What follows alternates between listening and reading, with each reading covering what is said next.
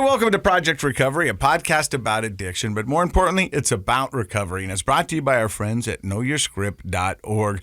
Go check out knowyourscript.org. They're going to help you talk to yourself, talk to your doctor, talk to loved ones about opioids and see if there's a safer alternative out there. Sometimes there's not, but they're going to give you the right questions to ask because what, Dr. Matt, we've got to be advocates for our own health. Absolutely. And, sometimes there aren't better. I mean, the opioid medicines, when they're used appropriately for things that they should be used for, they're an effective medicine. And so that might be what you talk to your doctor about, not necessarily an alternative, but if that's what I need to use, how do I use it safely? I'm going to give you some homework. Okay. Do you have Hulu? Yeah, we got the Hulu. Unfortunately, we have all those things, I think, at this point. Have you checked out Dope Sick? No, you guys talk about it, though. It sounds pretty cool. So Dope Sick's all about big pharma and the introduction of, I think it was Oxycontin. Right, Oxycontin. Yeah, and just all the stuff and how it just it was the beginning of what we are now seeing. And I'm only a couple episodes in there because I'm going to be honest with you. For the world we live in, it's pretty heavy watching. Is it? For those who are maybe in recovery, it might even be triggering. I don't know. Oh, yeah. You know what I mean? But it's some crazy stuff. So okay, I'll watch a few episodes. We can talk about it. I've heard it's really good and really, like you said, direct, honest. Oh, yeah. I mean, it's pretty good. I'm back from a vacation. You did a wonderful job with your doctor friend. He was wicked Thanks. smart. Oh, Dr. Weeks, Howard Weeks. You kidding me? He truly, and I'm not just building him up. I've known him for a really long time, and he's one of the most level-headed, intelligent, just knock it out of the ballpark docs I know. I couldn't believe we could get him on the show, actually. Well, I can't believe that you're my friend because you're one of the most level-headed, smartest guys I know. Well, and you bring so much credibility to this podcast. I remember when we first came up with the idea, and I came up with this idea while I was in recovery. Right. And KSL says, we'll let you do it, but you need a doctor. And I was like, they fired you first, and then they said you could do it. Yeah, and I said, I got a doctor friend, and I called you. And without you, this podcast wouldn't be where it is. Thanks, so man. Thank you for your insight and everything that you bring into this podcast. Like I said, I was out last week, and so Dr. Matt held down the fort. I went on a bucket list golf trip. Oh, absolutely. I went to North Carolina. I've told people where you were, and everybody's just jealous. I've never been to North Carolina. I've never been to Pinehurst, and it's a world-class golf facility. I mean, it's like we kept walking around going, this is like Disneyland for golfers. Oh, I mean, bet. The first day we were there, we played 36 holes. The second day, we played 36 holes. The third day, we played 18th, and the fourth day we played 18. How are your arms? My shoulders would be all worn out. And it's different grass down there, and 20 years ago, this would have been a different trip. What about the humidity? I know you're going somewhere, but I've heard from a lot of golfers. I've never golfed in a really humid environment. Was it pretty humid there? They say in July, walking around the golf course is just like walking out of a shower. You're just so dripping. The ball travels differently. Yeah, and it's it was a hard little bit cold. We had to wear like beanies a couple days. Oh, okay. And so it was cool. But I had nothing to compare it to. My score was absolutely horrible. Really? It was the worst golf I've played in 3 years. Why? Just because it's a different kind of grass. Yeah. It's a new course. I'm used to only playing one course, and so there was just a lot going on there.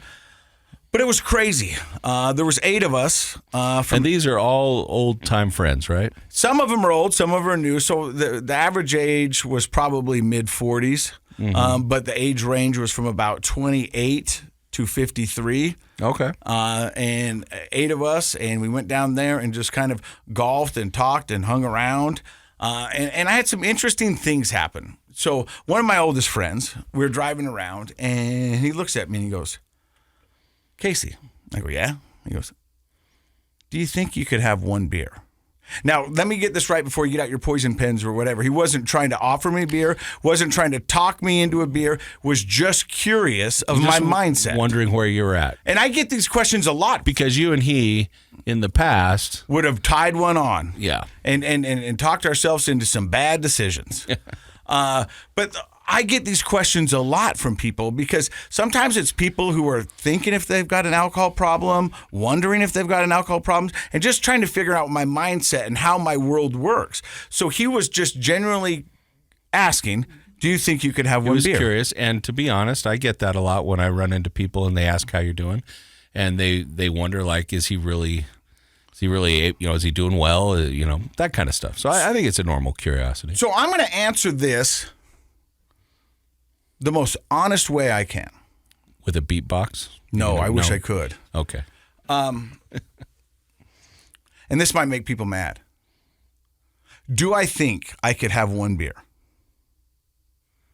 Yes, I think I could have one beer. But would I have one beer? Not a chance in the world. Because there is nothing in that beer that's going to make my life better. There's no reason to even try that beer because one beer is not worth everything that I've worked so hard to get. My family, my career, my job, everything. You know what I mean? I have put so much sweat, blood, and tears into getting where I'm at right now that that beer would have to be the most amazing beer ever. Like a life-altering beer. Another way to look at it is you've already had all the beers. Yeah. You know what that does, right? But on the other side of that coin, that beer is a life-altering beer because if I do that, my life will be changed. I couldn't do this podcast because I wouldn't be able to sit here and tell you the things that I've learned and what I've done. And it's not worth it for me to try that. Well, but people have they have relapses. Yeah, they do have relapses. But that's not the way. You don't want to have a relapse. I don't want to have a relapse. And I know that's really important to you. I don't want to have a relapse. Yeah. I love my life. I can't believe the things that I'm able to do where I am at looking back 3 years ago. I never thought this would be possible. So that beer has nothing in store for me. No good will come from that beer. And I've heard you say that before, and I really like that perspective.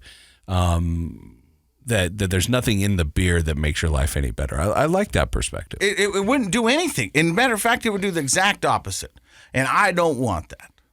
So when I say, do I think I could? Like my mind goes, like have one beer and not keep drinking. Yeah, is the right. But why? That I didn't drink beer because I like the taste. I drink beer because I like to get drunk, and one beer is not going to do it. So why would I even do that? Right. But what about the person that does? Like you said, well, I couldn't come on the show and I couldn't talk about all the things I've learned if I had that beer. What do you think about somebody who has a relapse? So they obviously drank again, and then they come back and they're sober. And can we listen to those folks? No, yeah, you can listen is that to valid? Because they own it. Yeah. You know what I mean? But I'm just talking for me. You know what I mean? Because it doesn't make sense to me. It doesn't make sense to me, and it holds nothing of value to me. How much better? So this happened. This conversation with your longtime friend happened on a bucket list. I mean, honestly, just a dream come true for US any Open's golfer. played there. Yeah, U.S. Open, and it's world famous. Payne Stewart won the Open there. Yeah, and people travel from all over the world to get a chance to golf there. So for any golfers listening, you know how big a deal it is to go to Pinehurst and the beautiful North Carolina and all of that.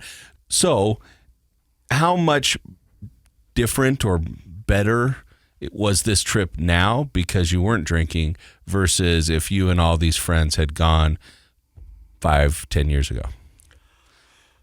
Because I remember playing all the courses. I remember the conversations I had with everybody on that trip. I appreciated it a lot more than I ever would have. I was a spoiled brat, and I was given a lot of cool experiences and never really fully appreciated them. You've had some amazing experiences. I mean, I've done some amazing things. And so, and I was grateful for them, but I was also used to them being given to me. And this is something that I had to work for. And so much the fact that I didn't have all the money to go on this trip. My buddies put money together and bought my airfare. I didn't know if you'd bring that up. Yeah. Yeah. They put money together because they wanted me to be out there and appreciate it, and they were proud of my hard work. And I'm remodeling my house, and I don't have a lot of money, and they wanted me there, so they chipped in and got me there. Yeah, I mean, those are great friends. Yeah, those are the best friends. World-class friends. Yeah. And at no point did anyone ever try to get me to drink. They were just curious. People are curious. Yeah. Well, I think that, I mean, I knew that's how you'd answer the question, but I mean, think about that. Like, what do we miss out on in life when we're not present? we miss out on everything. We miss out on the most important things. We miss out on the relationships. You miss out on the beauty of the moment when you're not present. And a lot of different things can take us out of the moment. But I mean, think about, you mentioned even the grass is different. Yeah. The sand was different. You wouldn't have noticed that, those things. You wouldn't have appreciated, I like that word, you wouldn't have appreciated the differences. So, I mean, honestly, anger can take us out of the moment. Any kind of addiction can take us out of the moment. Jealousy, the worst things in life take us out of the moment. The best things in life usually bring us back into the moment. So this will go to another experience. So there are some people that were on the trip that drank. And it wasn't like heavy drinking. Nobody really got super plowed. It wasn't one of those deals where we're calling the next morning, hey, we're teeing off in 5 minutes. Where are you? I'm just waiting. No, there was any of that because I think we're a little bit older now and a little more responsible and just probably don't have it. Past that. Yeah. Yeah. But one night afterwards, we're all sitting around the bar and people are having some drinks. And this one guy goes, I think we're going to go back to the cabin. I'll go, I'm going to go. So I get in the cabin and it's about 10 o'clock. Go home, get in bed, wake up the next morning. And every day you're partnered with different players. So you get a chance to play with everybody. And this one guy goes, hey, did you leave last night because you just can't handle it when people are drinking? Oh. And I go, no. He goes, well, that's what people thought. And he goes, why did you leave? I said, do you want me to be honest with you? And he goes, yeah. And I go, it wasn't fun. Yeah. Because you guys are all kind of, it's like being on the inside of an inside joke. Right. When you guys are all drunk and everybody's feeling all goofy, it's an inside joke. And when I'm out here, I'm not feeling the same way you guys are. And I'm not laughing at the same things and things aren't hitting me the same. So I sat around for you guys for a while and then it just wasn't fun. Yeah. And so I just left. It wasn't because the pressure and people were ordering drinks and I thought I'd succumb to doing a drink. It just wasn't fun. And it was nothing against you guys because you guys weren't being obnoxious and you weren't, but it wasn't fun for me. Yeah. So I didn't want to just sit around and not have fun. I'd rather just go home and go to bed and get up and go golf. It's interesting that they, they were wondering about that. Yeah, that was hard like, for you. is that but tough? I mean, it makes sense. Yeah, that they might wonder that. But I guess what I'm trying to get with this podcast is that ask me any question. I'll be as honest as I can with you. People ask me all the time, what are you doing or what's going on? I go, this is what I'm doing, and it seems to work for me, and it makes sense for me. I'm not saying it will for you, but these are the things that I've come across in my recovery. These are things that have helped me, and if they help you, cool. If not, you will never know if you don't ask the question. So ask any question you want. I won't always have the right answer. I have the answer that works for me, and it seems to be working. Well, I think one thing that I like about you, Casey, is you're always been pretty honest about, when people talk. I mean, for the most part, yeah. And I think that you're really approachable. And this isn't a subject everyone's approachable on. People have a lot of shame or embarrassment or, feelings that, that they're not quite settled with themselves, and so they don't want to talk about it. But I'm curious. So we had those two conversations on the trip. You had your buddy asked, could you have a beer? And you had the other guy said, did you leave because it was hard for you being around all of us drinking? And it sounds like they talked about that a little bit. Do you think anybody, like by the end of the trip, do you think some of those, I wouldn't call them fears because they're not, but maybe curiosities or questions were wiped away? Like, do you think being with you all that time helped them get a better sense of where you're at for real? Oh, 100%. 100%. I mean, I think 100%. I think there was probably some people who I'd been partying with for 30 years thought if this was going to be the time, this is the time he would do it. You're out of state. Nobody's going to see you. You're with your old buddies. You're golfing, which is a place you normally drank in the past. The hardest thing I had on that whole trip was Advil and Red Bull. Sugar-free, hopefully. Yeah, it was. Yeah, you can't go with the full sugar. But Red I did Bull. meet a guy whose mom works for the credit union I go to, and she's going to put my mugshot on my credit union, on my card. Awesome. I'm going to leave you with that. Come back. I want to talk to you about, I finally got the breathalyzer out of my car, what it means to me, and a couple more things that I've learned along the way. You're listening to Project Recovery right here on KSL. Hey, welcome back to Project Recovery. I'm Casey Scott. That's Dr. Matt Woolley. Raise your hand if you don't blow anymore. I don't have to blow in to start my car anymore, man. Nice. Congratulations. 2 years I've had that thing. Has it really been 2 years? 2 years. Wow. So I've It went fast for me. Oh, man. You know what? After the last video we posted probably a couple weeks ago where my daughter's new friend saw me doing it and questioned me. Right. It made me think, but I had a relationship with this intoxilizer. I think that's what they're called. And, you know what I mean? Is it called the intoxilizer? That's maybe awesome. Or no, it's an interlock. Oh, an interlock. Oh, intoxilizer sounds way cooler. Yeah. Well, that's what I named her. So you got it out. Now do you like get in and like have that habit of going to? So I got this car. It's so I like to tell everybody I got a mom's car and a dad's bod. I got this GMC Acadia. Nice. And for the longest time, every time I look down at my keys, I'll show you. There's this button, and it's really cool. See this top button right here? You know what that does? Nope. Remote start. Oh, remote start. I've never had a remote start. You know what you can't do when you've got an interlock in your car? Remote start. I've never been able to remote start this car. Now you can. You know, you got these cool winters here in Utah. Just in time. And so I can get up and get ready to go to the gym, leaning out the window. Boop, boop, boop, boop. Get it going. Remote start when I get in there. Heated seats. Everything's groovy. Living the life.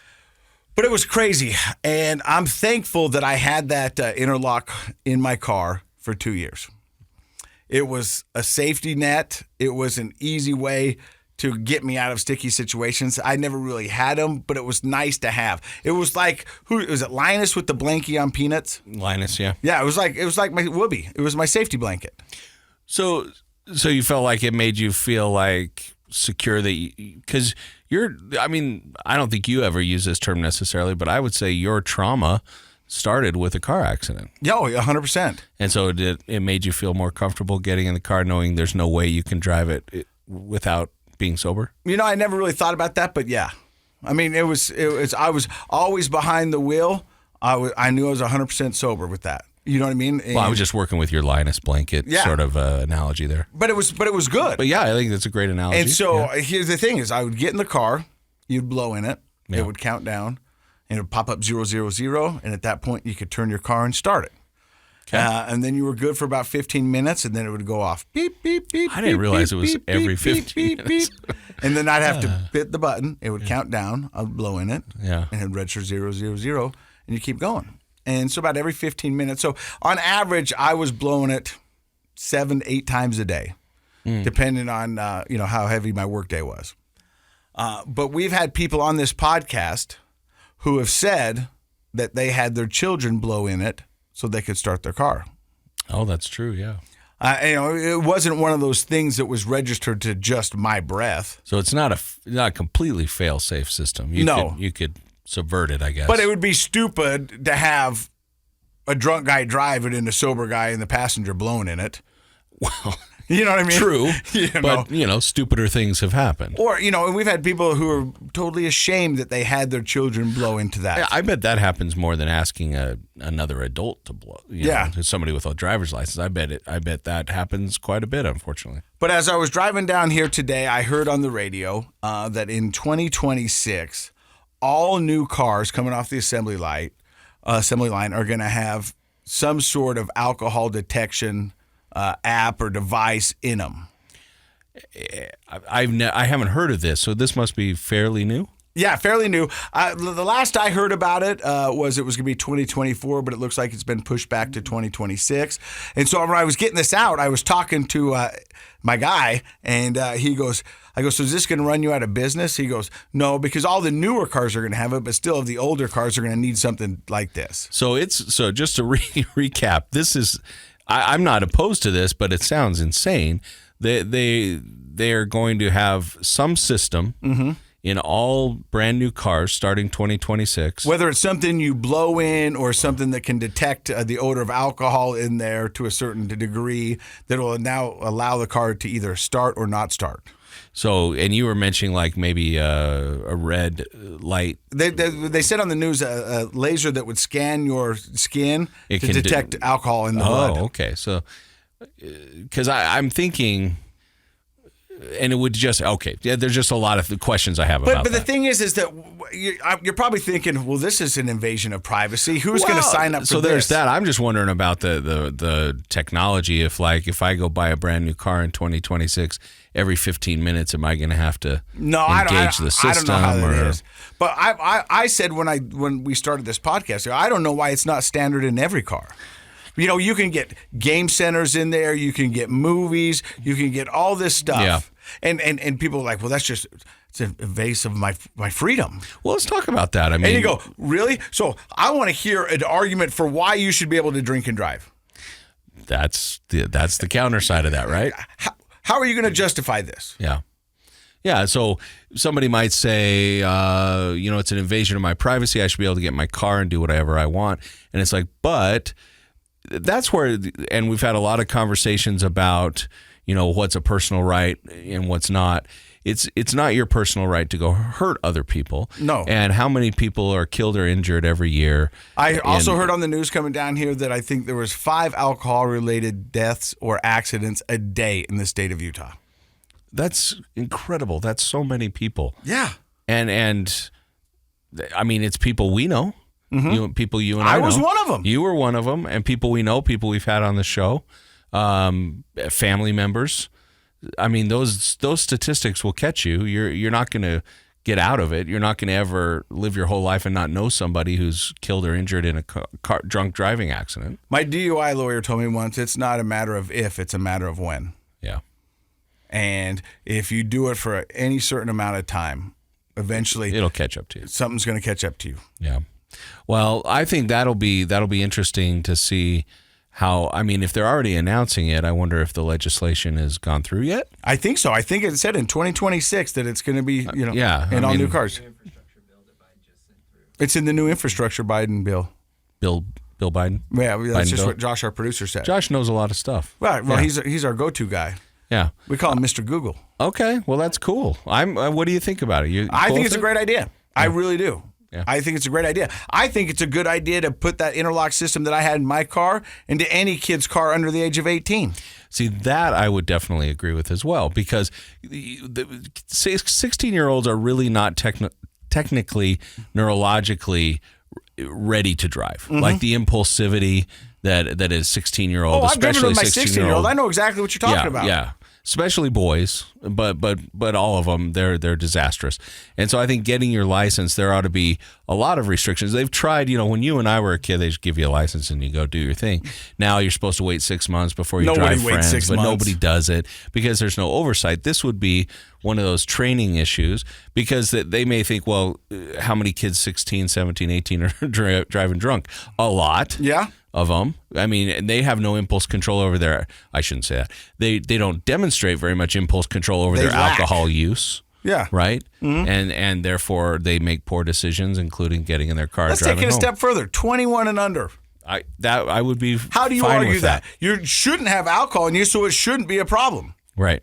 Well, people don't like, the state telling them what to do. But then those are the same people that don't want their family members killed or injured in a car accident due to alcohol. So it's just hard. It's hard to argue against. No, I'm all for it. I mean, if the technology is available, I would especially be interested in the skin thing, just because blowing into a thing seems annoying. But I know so. But I mean, whatever the technology is. Here's the thing. I know a little bit about that, not because I had one, but there's an ankle monitor that you can put on for people that are on house arrest. Mm-hmm. I know this because I've been in rehab and I've spent some time around my people. Yeah. So there's an ankle bracelet, right. And it's got something on there that it'll test alcohol. Like every 4 hours, it sends something just through your skin. Just through your skin. Yeah.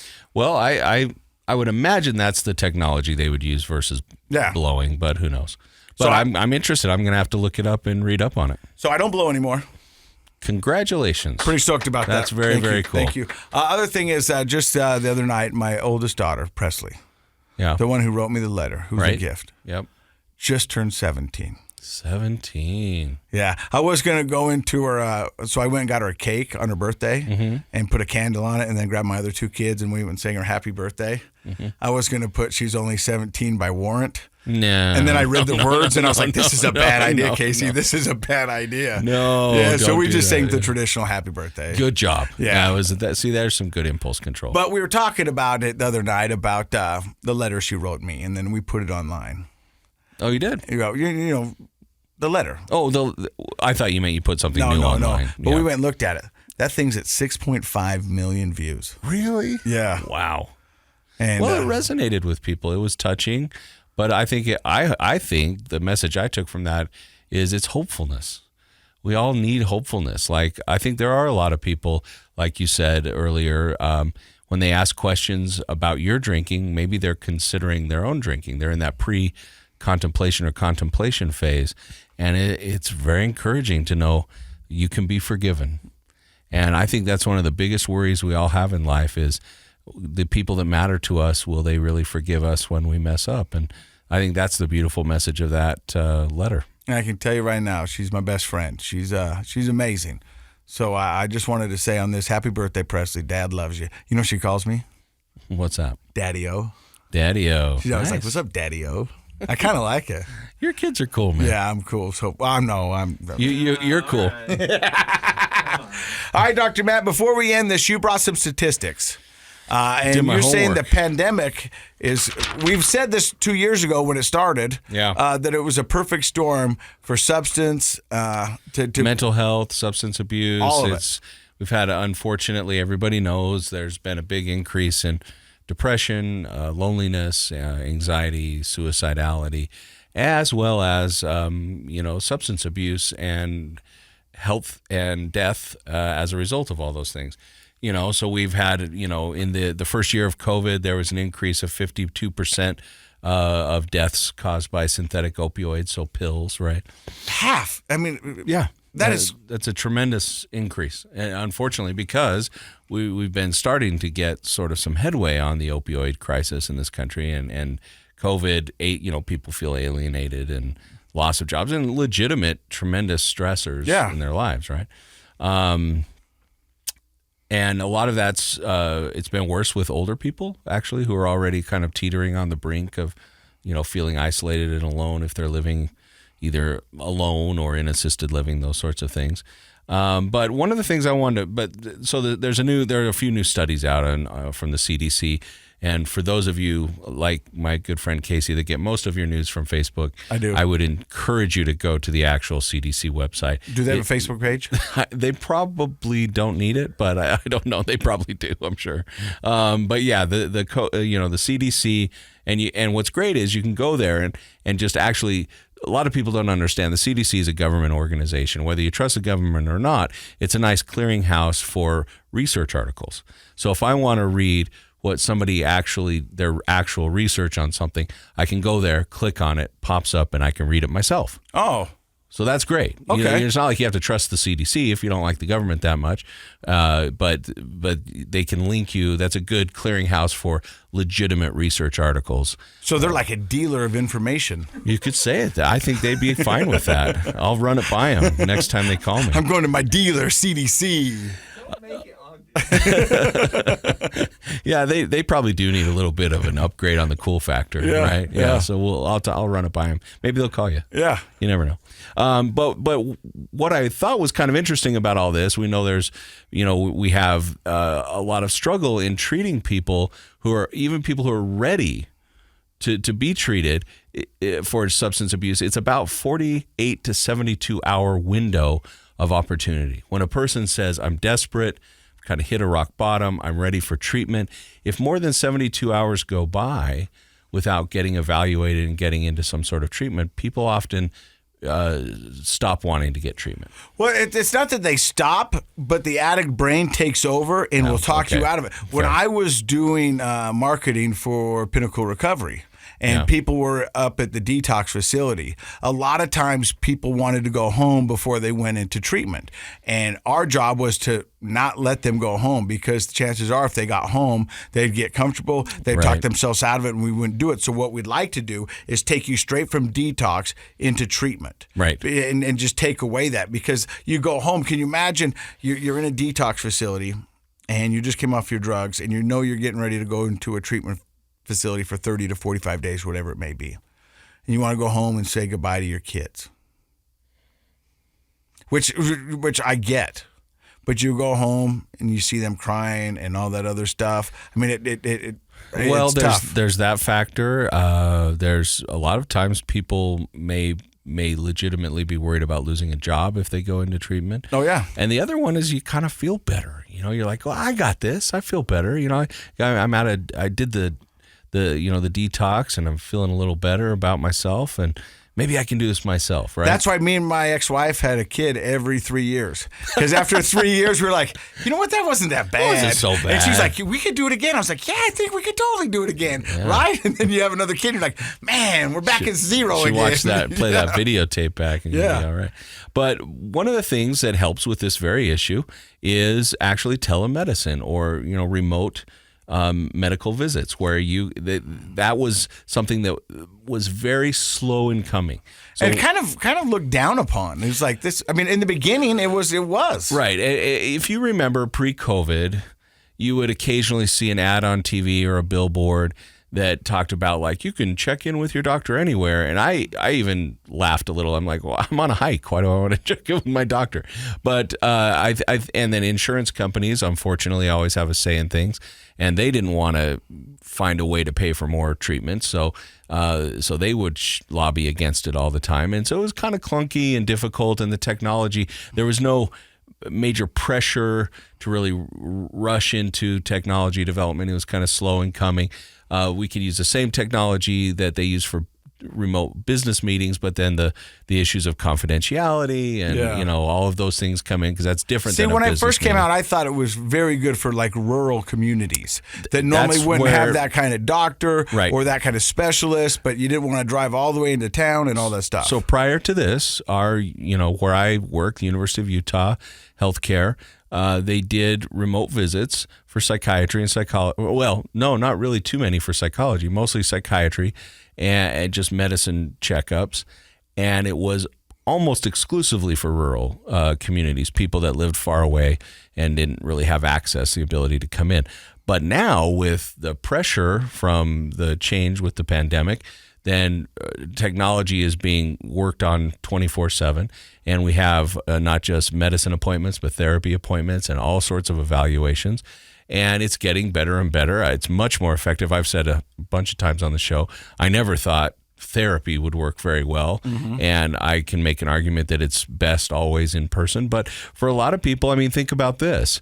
If you need any kind of appointment and you live anywhere but just right around the corner from the place you need to get to, you're probably taking several hours off of work. Or if it's a kid, you're getting them off school. I see a lot of adolescents and older kids, and for the let's say they live down in Draper and I'm in downtown Salt Lake, and they don't drive. Their parents got to take off work to drive. Parents have to take off work. They've got to miss a half a day of school. It's not always possible. I had lots of cancellations back in the day because parents would call and say, I'm sorry, my boss won't let me off. I can't bring my kid in. And today I had 2 therapy appointments where the kid was able to stay in school, actually just step into a counselor's office, have the visit, and then go right back to class. How slick is that? That's pretty good. Yeah. So the same thing with substance abuse. Now, there are a few hiccups. One of the things is how well can we, if we just try to evaluate somebody's substance abuse problem the way we always did on an in-clinic visit, we need to make adjustments there. But the reality is we're seeing, improvement in access, and therefore we're getting improvement with identifying or diagnosing problems and getting people into treatment. And then some of the treatment can be remote, and prescriptions can be prescribed remotely. I mean, so I wanted to sort of end the show on a bit of a highlight. Yeah. We have the pandemic. There are new strains and variants coming out. Omicron. Something like that. Sounds like a transformer to me, right? And so we're having struggles that way. And because of the pandemic, we've had an increase in opioid use and deaths and all sorts of substance abuse problems.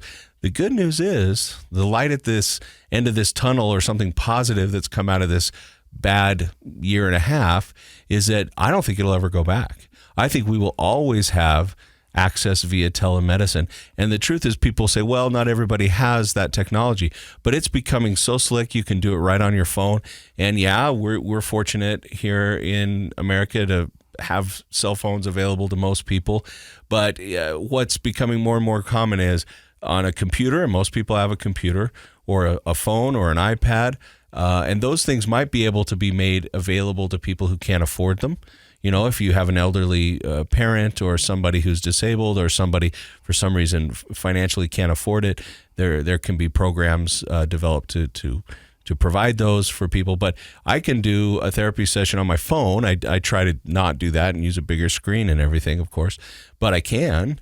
Yeah. And so anyway, I just wanted to end on sort of a highlight that healthcare is trying to meet this new crisis of mental health and substance abuse that's come as a result of the pandemic. And this is one way I think we're meeting it pretty effectively. Yeah, I mean, if there's a will, there's a way. Yeah. And we will figure it out. Yeah. Innovation, So I think that's pretty neat. And necessity is the mother of invention. Invention. There you go. I don't know what I was thinking. But what I want to say is, because we've had some naysayers on mostly social media say, well, I can't get there. I don't know where it is. I don't know if we're addressing that. Yeah. Now you can do it from your home most of the time. I'm telling you, if you want it bad enough, you can get it. And we can get people in that sweet spot, and before 72 hours is up, we can get them on and get them in for treatment. I think that's pretty neat. Hey, thank you for stopping by and listening to Project Recovery today. Don't forget that Project Recovery is brought to you by our friends at knowyourscript.org. I'm Casey Scott. That's Dr. Matt Woolley. Project Recovery is what? It's a KSL podcast.